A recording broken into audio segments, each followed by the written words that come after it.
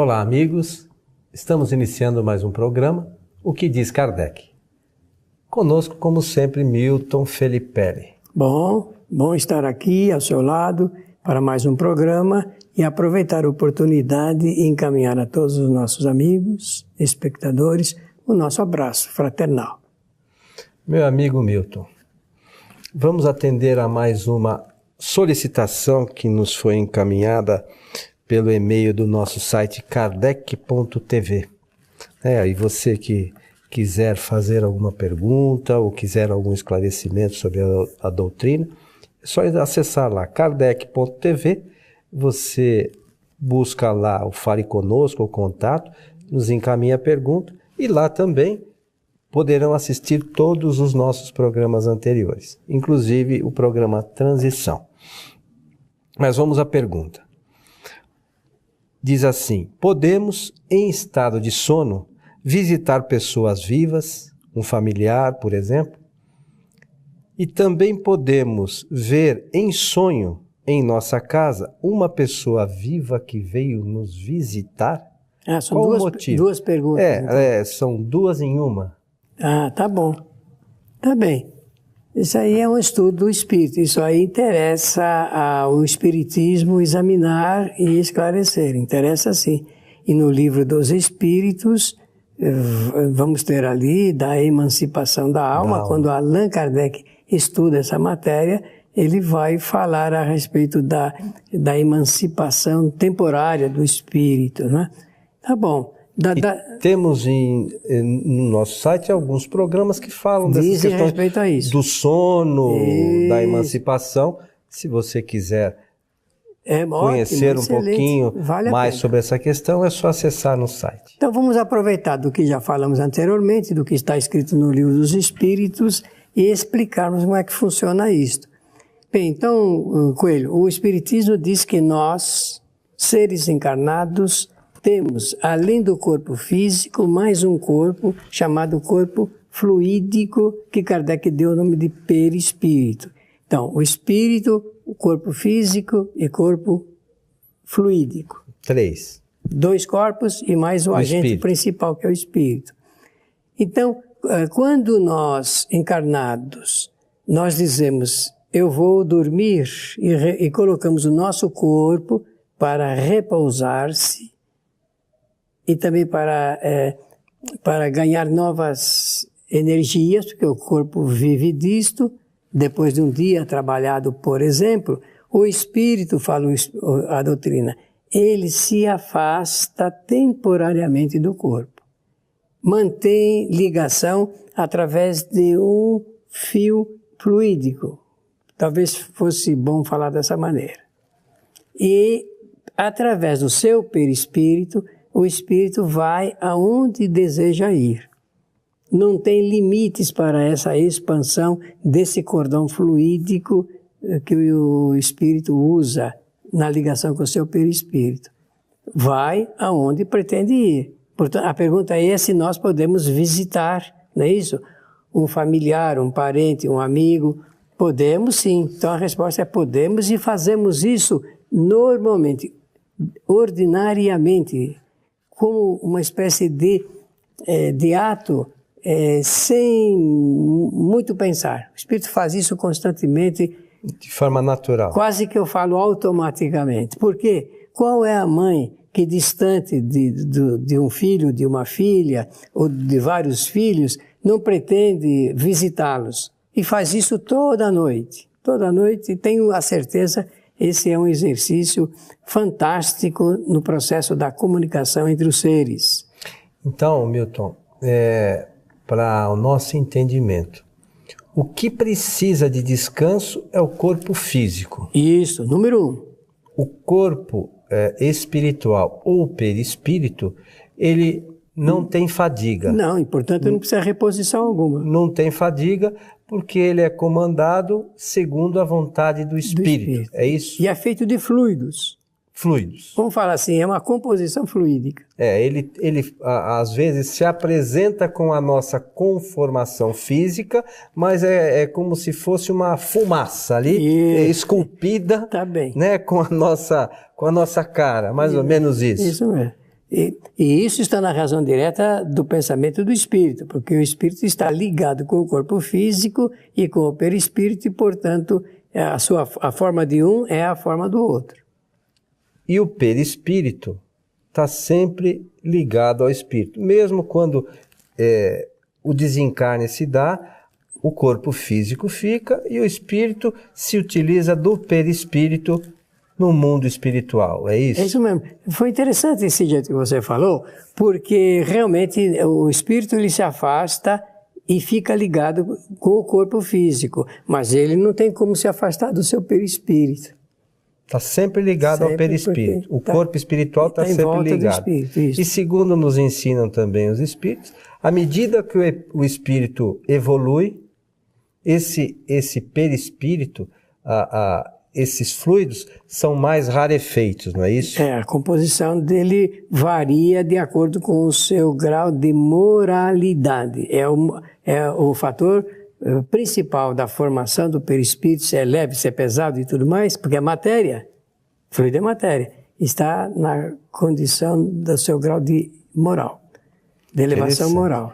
Agora, uma outra questão que se abordou, esse perispírito, com o seu espírito, naturalmente, enquanto o corpo dorme, ele pode ir e vir para onde achar que deve. Posso, então, contar um caso para ilustrar isso? Por favor. Algum tempo atrás, quando falo algum tempo, é sempre alguns anos atrás, duas pessoas entraram numa discussão muito grande, pessoas que se entendiam, mas lá pelas essas coisas e fatores da vida, elas se desentenderam e entraram numa violenta discussão. E brigaram até. E por esse fato se desentenderam e se afastaram. Tempos depois desse fato, uma dessas duas pessoas, me contou que depois que aquilo aconteceu, um mês depois, ela sonhou que estava indo na casa dessa pessoa que iria ser o seu desafeto aí, né, como se diz. E ele não sabia o que isso significava. Falei, bom, eu penso que significou um passo que você deu no sentido de harmonizar-se novamente, porque eram dois amigos que entraram nessa discussão e desentendimento.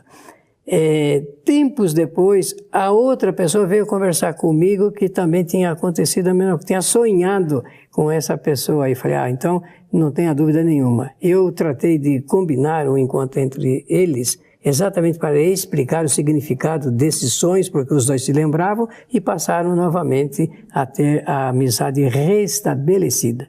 Interessante, né? Claro, porque mostra que isso é usual, isso é com frequência, isso acontece na vida de todos nós. Mas quando a gente retorna para o corpo físico, não é que a gente esquece, a gente não lembra desses acontecimentos e não lembrando não dá a mínima importância, é uma coisa que é de muita importância e séria.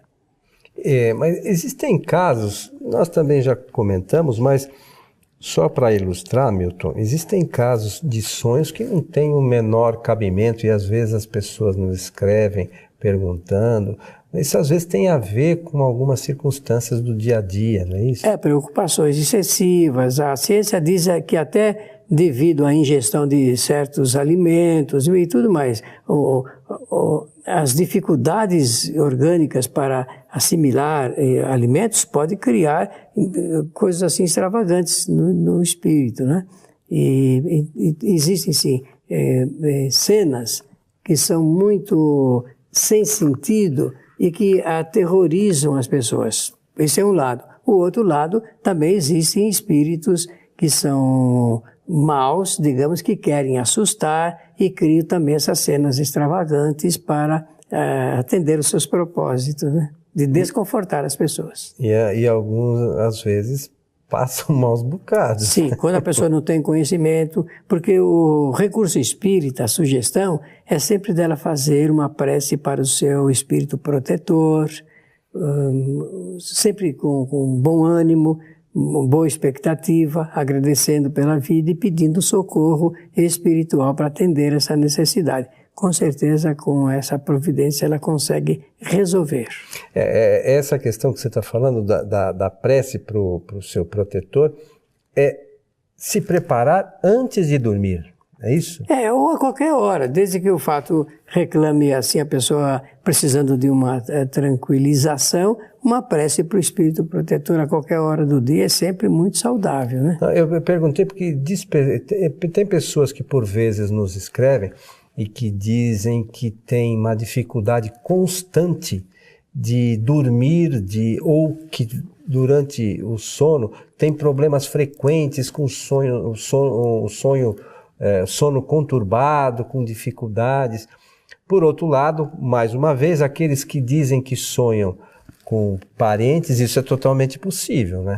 Sim, é normal e acontece sempre.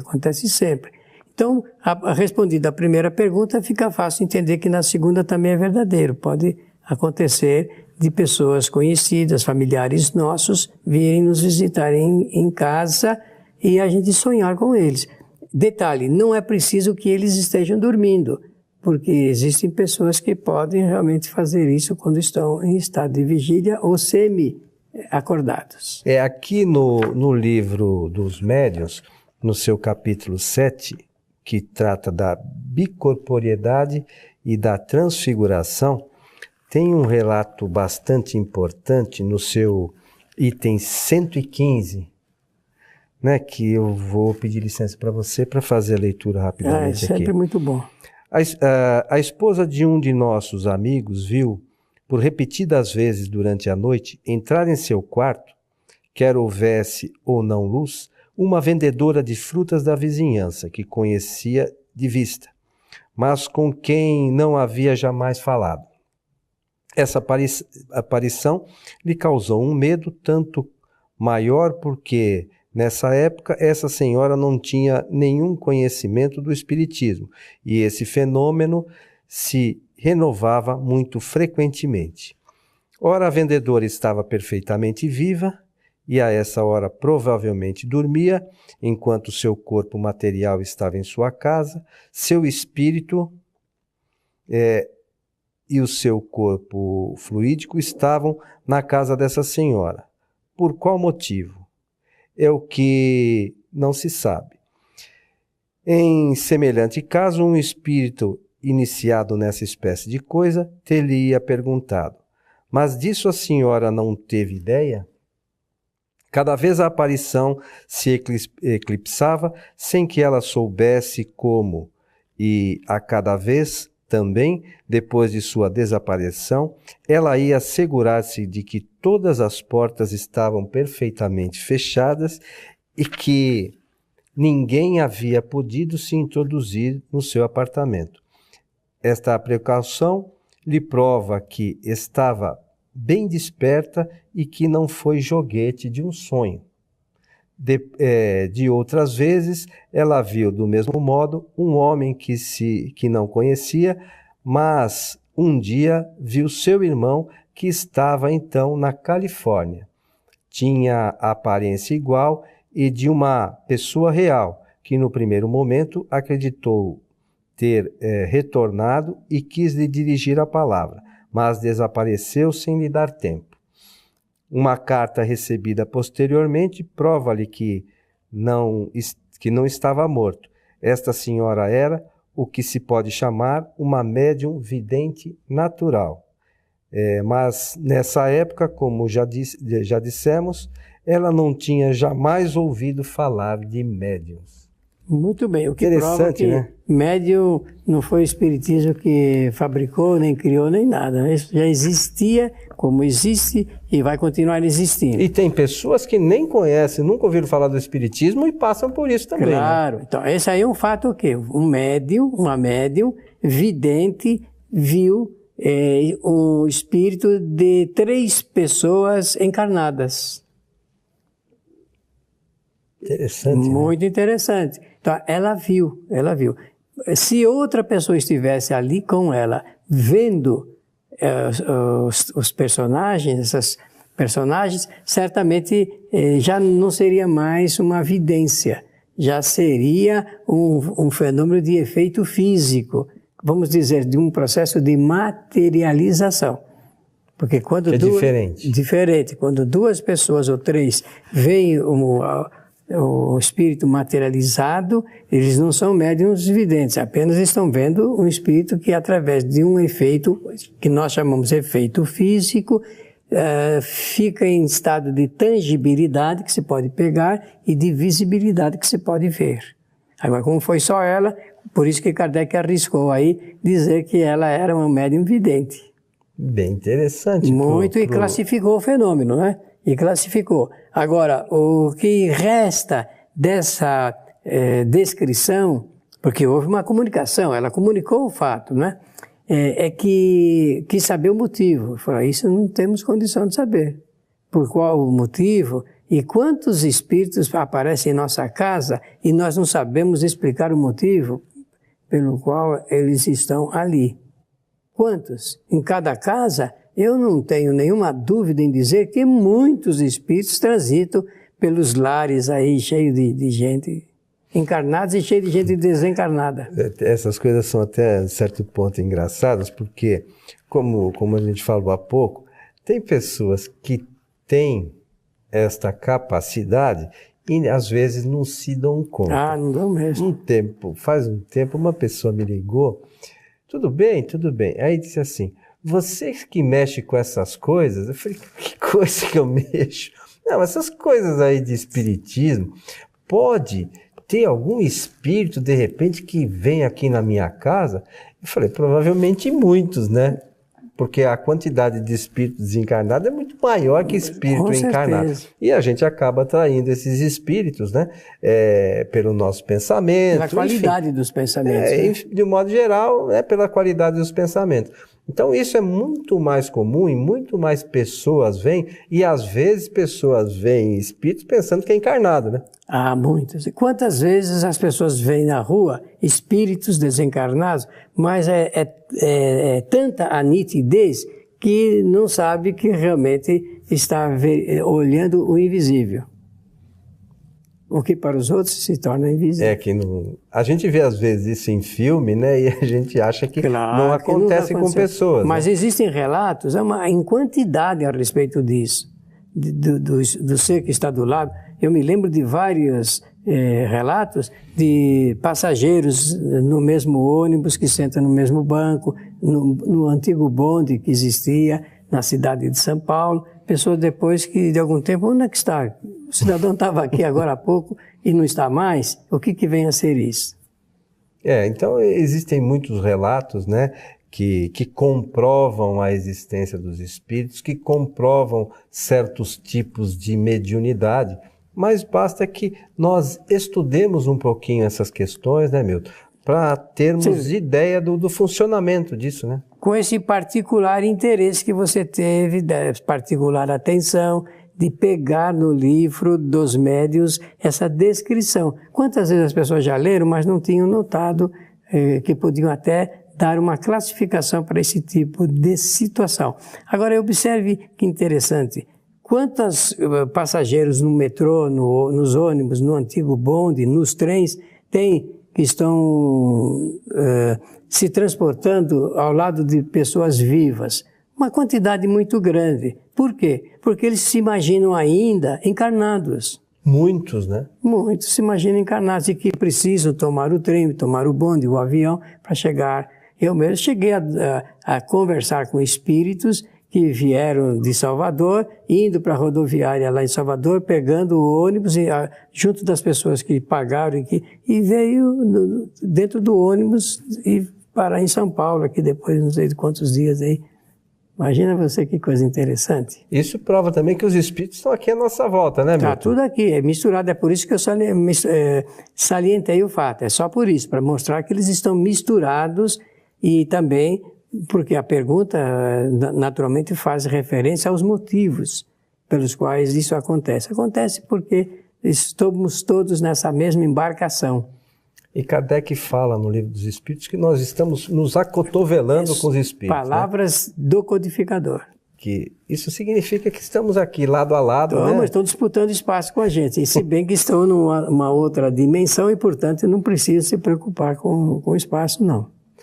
Meu amigo Milton, estamos chegando ao final de mais um programa, O que diz Kardec? O que diz Kardec é que nós devemos realmente estudar bastante. pela atenção, muito obrigado, e o nosso abraço fraterno. E para isso, para quem queira estudar bastante, Kardec deixou um vasto material, que são as obras fundamentais do Espiritismo, para aquele que quer aprender e estudar. A você que esteve conosco, o nosso abraço e até o nosso próximo encontro.